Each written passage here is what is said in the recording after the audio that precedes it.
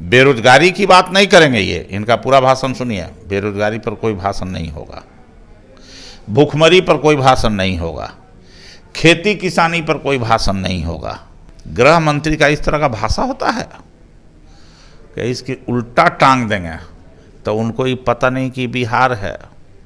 उड़ती हुई चिड़ै के हरदी लगा देता है, तो बिहार में आएंगे तो सीधा कर देगा। लूटपाट कौन कौन लोग किया वहां, अब तो आ गया, फुटेज आ गया। अब धरा रहे हैं तो सब भागे चल रहे हैं, तो बिलबिला रहे हैं लोग। हिंदू मुसलमान के खिलाफ उसमें बीज बो रहा है, तो अब तो उसको निकाल के वो चमरवा में से जहरवा हम लोग निकाल के फेंक रहे हैं ना, कोशिश कर रहे हैं, तो उसे और तड़पड़ा रहा है। रामनवमी के मौके पर जब शोभा यात्रा निकलती है तो उसमें लोग भगवान राम को याद करते हैं, लेकिन आपने देखा होगा कि बिहार शरीफ, सासाराम समेत राज्य के और देश के कई हिस्सों में हिंसक झड़प हुई। और झड़प इसलिए हुई क्योंकि मस्जिदों पर झंडा फहराया गया, एक विशेष समुदाय को गाली दी गई और कई जगह तो तस्वीरें ऐसे आई कि दाढ़ी टोपी पकड़ के कहा गया कि जय श्री राम कहो। विवाद बढ़ गया। और इसमें एक सबसे बड़ी बात जो मीडिया पर ये चल रही है कि इसमें छोटी जात के लोग, पसमानदा, दलित, SC, ST, OBC के जो लोग हैं, वो 14, 15, 20 साल के युवा इस तरह की हरकत कर रहे थे। हमारे साथ उदय नारायण चौधरी जी हैं, लगातार इस मामले पर युवाओं को एक संदेश देते हैं कि धर्म का जो जहर है उसमें मत जाओ, तुम्हारा परिवार सब कुछ बर्बाद हो जाएगा। इतना सब कुछ आप लोग समझाते हैं। बिहार शरीफ की हिंसा इस बात की गवाह है कि सब लोग मस्जिद पर चढ़ गए और हुड़दंग किया धर्म के नाम पे, और फिर पकड़े गए। 2 वक्त की रोटी मैसर नहीं है उनको। बहुत बहुत धन्यवाद है आपको, एक माकूल से माकूल विषय आपने उठाया है।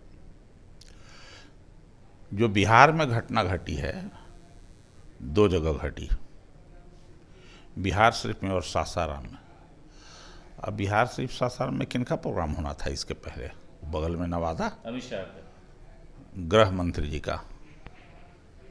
तो ये जो गृह मंत्री हैं तो वो पहले आए हैं, और उसके पहले ही यहाँ वातावरण हिंदू मुस्लिम का बनाया गया।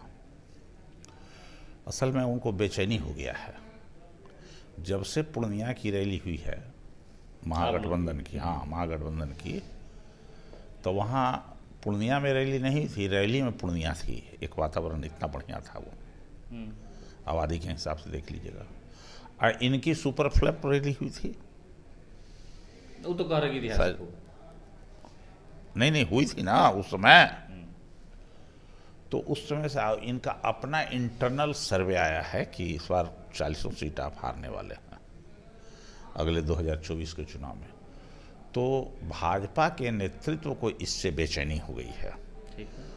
और देश में और बिहार में बेरोजगारी की बात नहीं करेंगे, ये इनका पूरा भाषण सुनिए। बेरोजगारी पर कोई भाषण नहीं होगा, भूखमरी पर कोई भाषण नहीं होगा, खेती किसानी पर कोई भाषण नहीं होगा। जो आम आदमी परेशान है, महंगाई है, उस पर कोई भाषण नहीं होगा। पेट्रोल का दाम तिगुना हो गया, गैस का दाम, इस पर कोई भाषण नहीं हो। भाषण किस पर होगा? कश्मीर और 370 पर, कश्मीर के 370 पर इनका भाषण होगा। भाषण होगा हिंदू और मुसलमान पर। अरे भाई, पेट उससे भरेगा?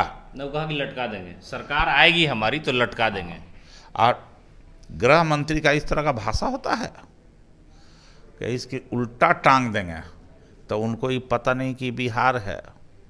उड़ती हुई चिड़ै के हरदी लगा देता है, तो बिहार में आएंगे तो सीधा कर देगा। ये बिहार जो है उनको सीधा कर देगा। आवे दीजिए समय, क्या कीजिएगा, पकड़ लीजिए उनको, समय आवे दीजिए ना भाई। सब इसी बिहार में न पकड़े गए थे आडवाणी जी। तो मतलब आप ये कह रहे जब हैं रथ लेके आए थे तो पकड़ा जाएंगे कानून के दायरे में?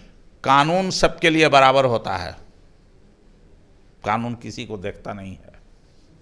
और अब तो ये कानून को भी धत्ता बता दे रहे हैं, सब पर नियंत्रण कर रहे हैं। तो करिए। मुख्यमंत्री को कोई तरजीह नहीं दिए, चले गए गवर्नर साहब से बतियाने के लिए। खैर, ये जो कुछ भी कार्रवाई हुई बिहार शरीफ में और सासाराम में, सरकार पता लगा रही है कि तलवार कहाँ कहाँ से आया ट्रक से, झंडा कहाँ कहाँ से आया ट्रक से, लूटपाट कौन कौन लोग किया वहाँ। अब तो आ गया, फुटेज आ गया। अब धरा रहे हैं तो सब भागे चल रहे हैं, तो बिलबिला रहे हैं लोग। चिराग पासवान बोले हैं कि गरीब को परेशान किया जा रहा है। अच्छा, चिराग पासवान जी क्या बोलेंगे? उनका हाथों में नहीं देखते हैं पगा, यहाँ एक मुट्ठा पगा रहता है ललकी, देखे हैं ना? वो कोची के द्योतक है, तो हनुमान जी ना है मोदी के, तो ठीक है करते हैं वो सब। हमको उनके बारे में ज़्यादा कुछ नहीं कहना है, इसलिए कि हम लोग तो उनके बारे में क्या कहें। जो गरीब लोग परेशानी जिसकी कह रहे हैं, गरीब है ना सबसे ज़्यादा, देख रहे हैं ना, चैम्बरवा खाली ना है हम लोगों का भाई, हम भी उसी समाज से ना हैं, तो हम लोगों के परिवार का चैम्बर खाली आगे वाला 1 इंची 1 चम्मच, और उसमें ये लोग डाल दे रहा है जहर, हिंदू मुसलमान के खिलाफ उसमें बीज बो रहा है। तो अब तो उसको निकाल के वो चैम्बरवा में से जहरवा हम लोग निकाल के फेंक रहे हैं ना, कोशिश कर रहे हैं, तो उसे और तड़पड़ा रहा है।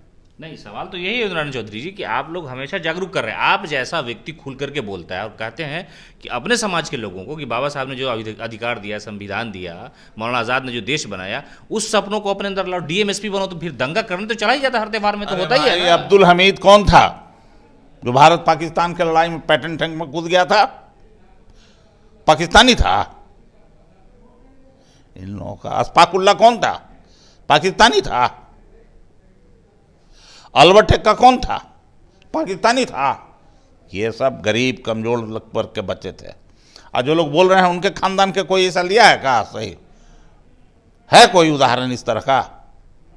तो हमारे गरीब घर के बच्चों को, दलित को, पिछड़े को लोग बेवकूफ़ बना के कुछ चेष्टा कर रहे हैं, मिट्टी को पुजवा के। अभी ज़्यादा नहीं बोलेंगे ना तो फिर बहुत दूर तक चला जाएगा बात, समय पर बोलेंगे ये सब बात।